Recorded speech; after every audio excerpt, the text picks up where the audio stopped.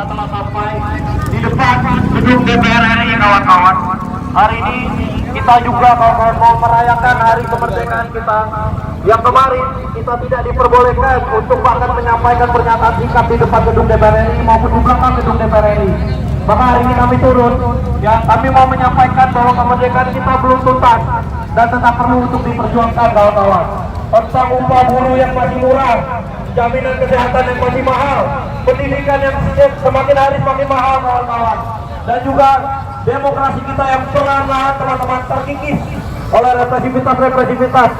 Rasanya kawan-kawan, kita perlu untuk menggalang massa yang jauh lebih banyak. Hari ini adalah pelantikan untuk kawan-kawan semakin kuat lagi dan semakin bersatu lagi. Kita akan putuskan setiap sekat-sekat yang membatasi di antara kita, kawan-kawan. Setelah ini kawan-kawan dipersilakan untuk menyampaikan orasi kawan-kawan, menyampaikan keluhan dan keresahan dari kampus kawan-kawan masing-masing, organ kawan-kawan masing-masing, dan simpul kawan-kawan masing-masing. Supaya apa? Kita mau menyatakan bahwa kemerdekaan itu diwujudkan dengan apapun yang kawan-kawan mengekspresikan. Kemerdekaan itu diwujudkan melalui setiap suara-suara yang tidak dibatasi, kawan-kawan. Kemudian kita juga berbicara, kawan-kawan, soal kapitalisme dan imperialisme. Bagaimana ruang-ruang kapital, komersialisasi terjadi di mana-mana. Dan yang paling fundamental untuk kita semua, kawan-kawan, bahwa pendidikan kita hari ini dikapitalisasi. Setiap pendidikan kawan-kawan dikapitalisasi. Bukan hanya untuk kawan-kawan yang ada di perguruan tinggi negeri, tapi kawan-kawan yang ada di perguruan tinggi swasta. Ya, beberapa kawan-kawan kami kemarin coba untuk mengusulkan kawan-kawan untuk menggratiskan pendidikan sampai pendidikan tinggi. Karena apa? Karena anggaran pendidikan kita tidak terdistribusi dengan baik dari APBN sampai kepada kita di ruang-ruang kelas kita. Sehingga masih banyak kapitalisasi yang terbangun di ruang pendidikan kita, kawan-kawan. Kemudian kawan-kawan adalah soal oligarki. Bagaimana negara ini lama-lama, kawan-kawan, bukan lagi di tangan kita. Negara ini lama-lama, kawan-kawan, ada di tangan para penguasa, ada di tangan para pengusaha. Dan semakin jauh, ya, negara ini ada di tangan kita, kawan-kawan. Maka hari ini kita turun sebagai bentuk perwakilan dari masyarakat. Setidaknya, kawan-kawan, orang-orang yang ada di rumah kita wakilkan. Orang tua kita, bagaimana ayah kita, kakak dan adik kita, kawan-kawan, susah cari kerja di negara ini, kawan-kawan. Atas janji-janji lapangan pekerjaan yang hari ini belum juga terwujud. Kemudian kawan-kawan, ibu kita, kawan-kawan, yang daya belinya semakin turun, tetapi kawan-kawan, kebutuhan pokoknya semakin naik, kawan-kawan. Itulah kenapa kita turun. Setidaknya mereka terwakili sama suara-suara kita, kawan-kawan. Kemudian kita dan adik-adik kita, kawan-kawan, yang harga pendidikannya setiap tahun semakin mahal. Kita hari ini berkuliah tertati-tati, bisa jadi besok-besok adik-adik kita tidak bisa berkuliah karena harga pendidikan tingginya yang semakin mahal, kawan-kawan. Maka setidaknya kita mewakili orang-orang itu, yang mana kita juga adalah masyarakat sipil. Dan kemudian kawan-kawan, kita ada di jantung ibu kota ini, kawan-kawan, mewakili suara kawan-kawan yang ada di daerah, kawan-kawan yang ada di pelosok, menanti-nantikan untuk kita turun dan menyampaikan apa yang menjadi keluh kesah mereka.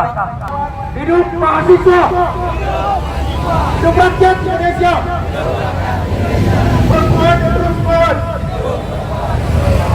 Baik kawan-kawan, aku nggak terlalu panjang kali lebar untuk menyampaikan orasi, tapi di sini yang perlu kita tekankan, kita datang ke sini memperingati kemerdekaan. Bahwasannya kemerdekaan itu udah bukan tentang sesuai lagi dengan cita-cita yang harus dimerdekakan pada pemuda pada saat itu. Bapak-bapak kepolisian juga kita memperingatkan bahwasannya pemuda, yaitu pelajar, sejak Sumpah Pemuda 1974 itu terjadi, itu karena pemuda juga, karena pelajar dan karena mahasiswa. Dan kami datang ke sini juga pada saat ini untuk menuntut bagaimana kemerdekaan itu yang sudah diperjuangkan oleh pahlawan-pahlawan kita.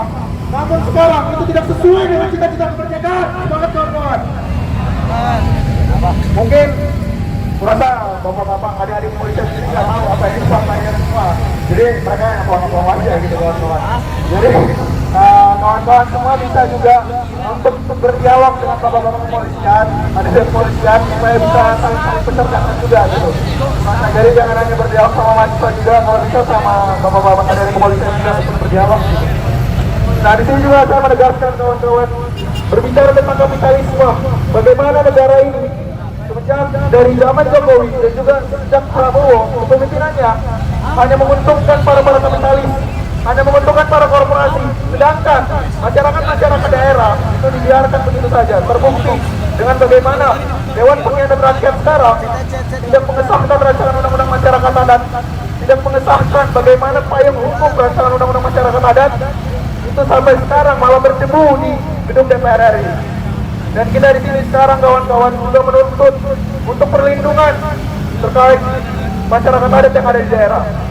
Dan kita juga menuntut kepada Dewan Pengkhianat Rakyat bahwasannya rancangan kitab undang-undang acara pidana yang tidak sesuai dengan prinsip untuk kepastian hukum bagi rakyatnya, namun di sini nyatanya untuk kepastian bahwasannya kebebasan kita direnggut sebagai masyarakat, kebebasan kita direnggut yang mana tidak sesuai dengan prinsip-prinsip demokrasi. Dan kita juga di sini kawan-kawan melihat bahwasannya banner-banner yang ada di sini tertulis Indonesia Sold Out, yang mana sold out telah terjual, bahwasannya Indonesia telah terjual oleh para oligarki, para korporasi swasta, yang mana juga tidak mengingat bahwasanya rakyat adalah tertinggi di negara ini, bahwasanya kedaulatan rakyat yang katanya cuma hanya narasi yang ada di peraturan dan kebijakan dan undang-undang yang ada. Dan kita datang ke sini bukan hanya untuk berbaris saat ini, namun kita melakukan konsolidasi sebelum-sebelumnya. Kita mahasiswa dan juga bersama masyarakat elemen gerakan rakyat melakukan diskusi-diskusi kecil supaya apa kawan-kawan, kita menjaga dan merawat demokrasi yang ada di negeri ini. Namun faktanya setiap kita datang kali ke sini kita dipukuli.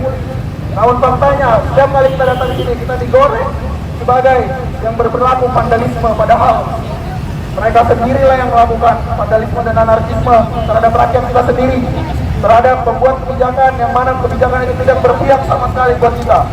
Dan kita juga di sini mengingatkan bahwa 80 tahun kemerdekaan hanyalah sebagai ilusi semata dan dianggap fana bagi mereka dan hanya dianggap seremonial yang untuk diperingatkan dalam satu hari, yaitu tanggal 17 Agustus. Namun mereka tidak membuat kemerdekaan yang sesungguhnya berasal dari kebijakan-kebijakan yang berpihak pada rakyat. Di sini kawan-kawan, cara kita mahasiswa dan juga kita bersama rakyat. Di sini aku juga mau meminta kawan-kawan semua untuk angkat tangan kirinya, kita mengucapkan sumpah mahasiswa supaya kawan-kawan semua yang ada di sini kita apa yang kita ucapkan, apa yang kita jadikan di sini sebagai kita berdiri sini, bahwasannya adalah sumpah kita terhadap menjadi mahasiswa. Sumpah mahasiswa Indonesia. Kami mahasiswa Indonesia bersumpah. Di tanah air satu. Tanah air tanpa penindasan. Kami mahasiswa Indonesia bersumpah. Berbangsa satu. Bangsa yang gandrung akan keadilan. Kami mahasiswa Indonesia bersumpah. Berbahasa satu. Bahasa tanpa kebohongan. Bahasa tanpa kemunafikan. Hidup mahasiswa. Hidup rakyat Indonesia. Hidup perempuan yang terus